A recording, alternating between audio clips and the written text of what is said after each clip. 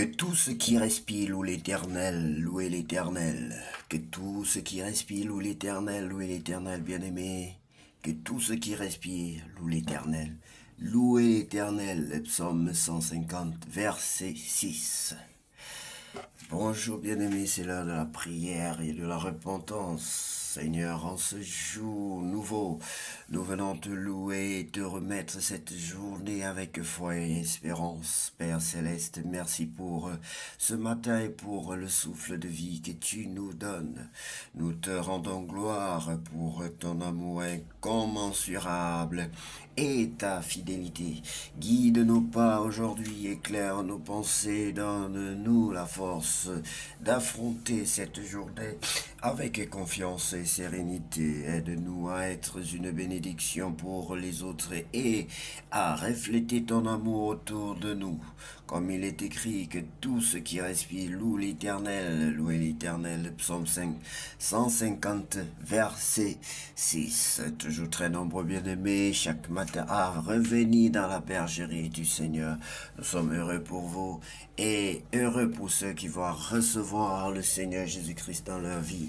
Ce jour comme leur sauveur personnel, soyez les bienvenus dans la grande famille de Dieu. Oui, bien-aimés, Jésus est le Saint de Dieu et nous l'avons lu hier dans le livre de Romains chapitre 10 et le verset 9 d'ailleurs que je vais vous faire le plaisir de lire aujourd'hui. Chapitre 10, verset 9, ouais.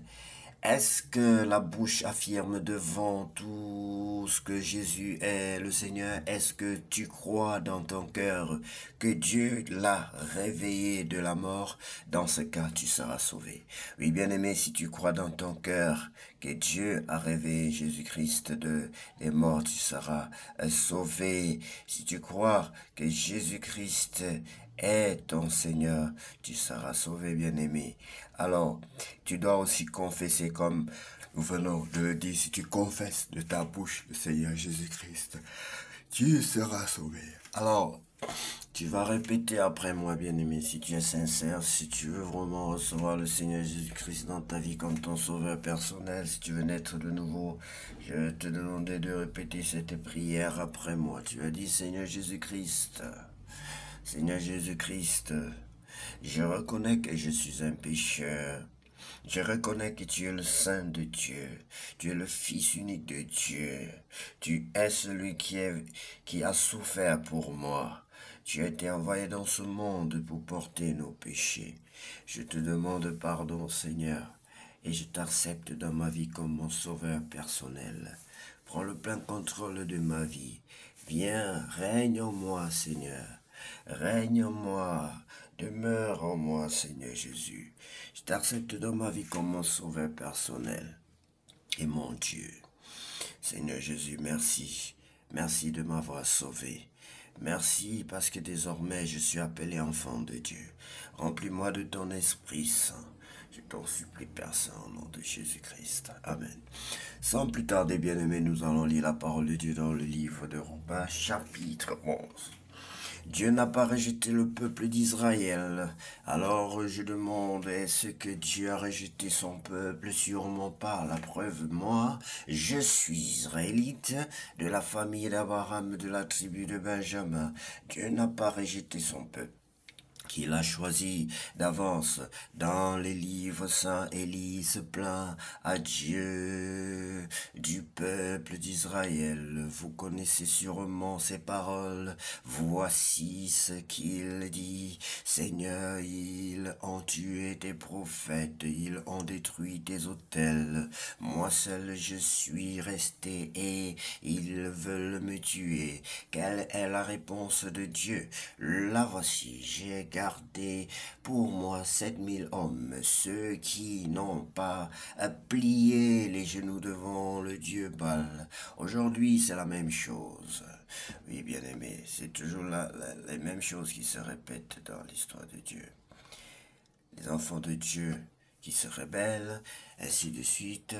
Alors, aujourd'hui, c'est la même chose. Il reste un petit nombre de gens que Dieu a choisi pour par amour. Mais si Dieu les a choisis par amour, ce n'est pas à cause de ce qu'ils ont fait, sinon l'amour de Dieu ne serait pas un amour gratuit. Qu'est-ce que cela veut dire?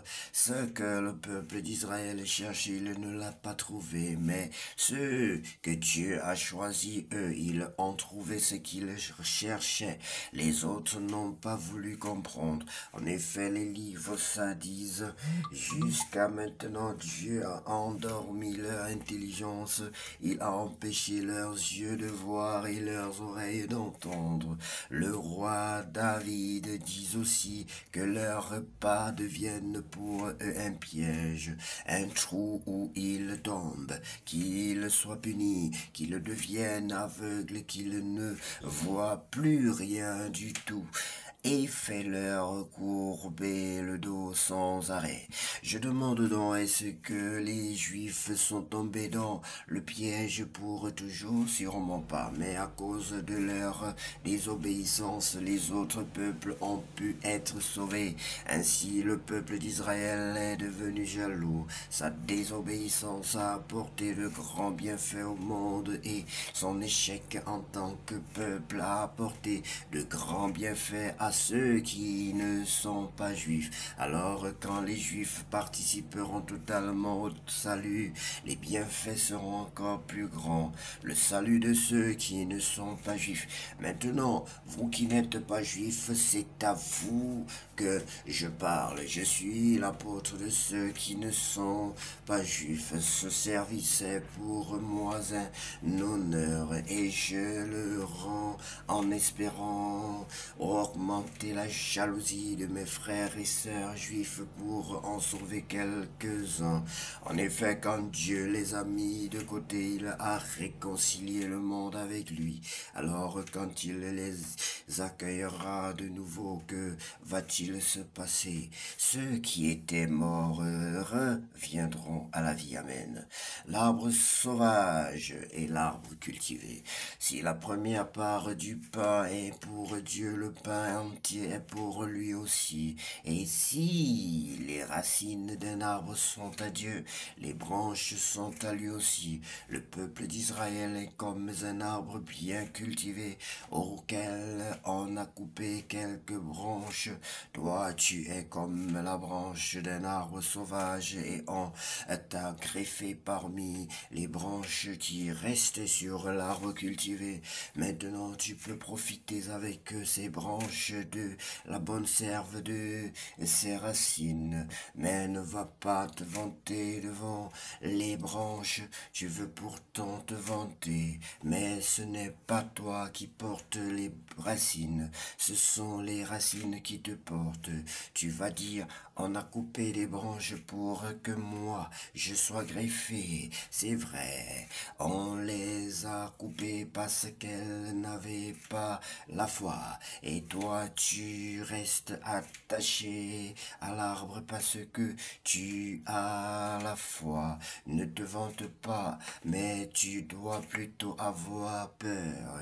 En effet, si Dieu a coupé des branches même à l'arbre cultivé, Dieu peut te faire la même chose.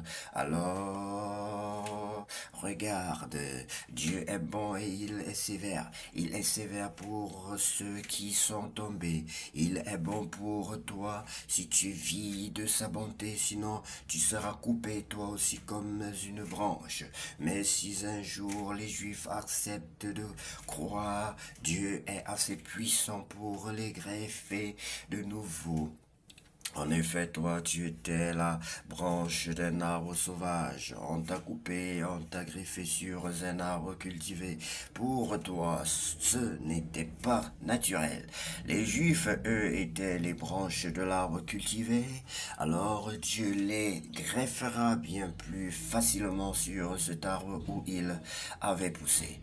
Tout le peuple d'Israël sera sauvé. Frères et sœurs chrétiens, voici le mystère. Oh, Frères et sœurs chrétiens, voici le mystère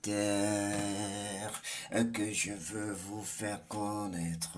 Ainsi vous ne croirez pas que vous êtes des sages.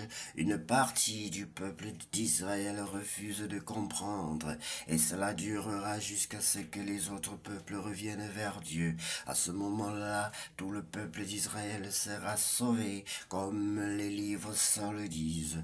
Le libérateur viendra de Jérusalem. Il enlèvera les fautes de la tribu de Jacob. Voici l'alliance que j'établirai avec eux. Quand j'enlèverai leurs péchés, ils ont refusé la bonne nouvelle. Ils sont donc devenus ennemis de Dieu. Et cela à votre avantage. Pourtant, Dieu les avait choisis pour être son peuple. Il les aime à cause de leurs ancêtres. En effet, Dieu ne reprend jamais ce qu'il a donné. Il ne rejette jamais ce qu'il ce qu'il a appelé. Autrefois, vous n'avez pas obéi à Dieu, mais maintenant Dieu a eu pitié de vous, parce que les Juifs n'ont pas obéi. Pour eux, c'est la même chose. Maintenant, ils n'ont pas obéi à Dieu pour que Dieu ait pitié de vous. Alors maintenant, eux aussi pourront recevoir la pitié de Dieu. Dieu a permis que tous les êtres humains refusent d'obéir pour montrer à tous sa pitié. Dieu est grand. Dieu est vraiment grand. Sa sagesse et ses pensées sont vraiment très profondes. Personne ne peut connaître ses décisions. Personne ne peut comprendre ses projets.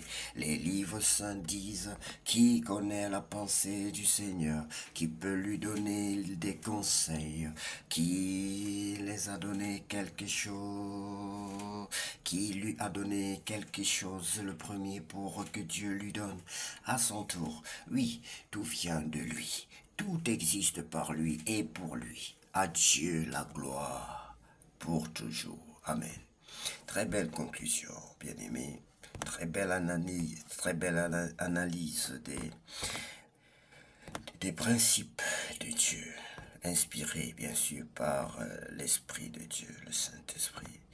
Que Dieu vous bénisse abondamment, bien-aimés, et surtout que cette journée soit la plus belle de toutes les journées déjà vécues sur cette terre.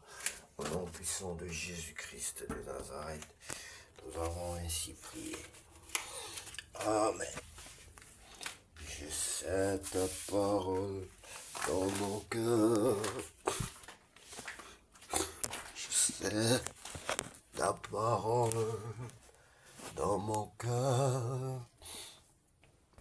Pour ne pas pécher contre toi, Seigneur. Je sais ta parole dans mon cœur. Je sais ta parole dans mon cœur. Je sais ta parole dans mon cœur. Pour ne pas pécher contre toi, Seigneur. Je sais ta parole dans mon cœur. Je sais ta parole dans mon cœur. Je sais ta parole dans mon cœur. Pour ne pas pécher contre toi, Seigneur. Je sais ta parole dans mon cœur. Pour ne pas pécher contre toi, Seigneur. Je sais ta parole dans mon cœur. Je sais ta parole dans mon cœur. Je sais ta parole dans mon cœur. Pour ne pas pécher contre toi, Seigneur. Je sais ta parole dans mon cœur.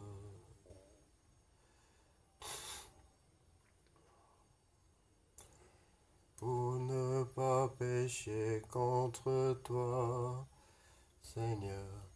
Bien-aimés, que Dieu vous bénisse abondamment au nom de Jésus-Christ. Amen.